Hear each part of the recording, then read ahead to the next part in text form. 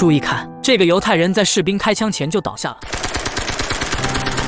可这一幕还是被士兵发现，正准备上前补枪。这时，男人大喊自己不是犹太人，是波斯人，说着还从自己怀里掏出一本波斯书籍，希望能以此证明身份。而恰好他们的长官正在寻找波斯人，随后这名犹太人就被带到了长官这里。可他哪里是什么波斯人？这本书只不过是几分钟前一个人为了他手里的面包与他强行交换的。然而正是这本波斯书籍救了他一命。长官接过波斯书籍，对此半信半疑，便随口问道：“妈妈用波斯语怎么说 Hunter。”长官又问他书上的雷扎是什么意思，男人强装镇定说是自己的名字，可谁知长官又要他用波斯语说一段话。好在男人已经看出这个长官根本就不懂波斯语，于是他就开始胡编乱造。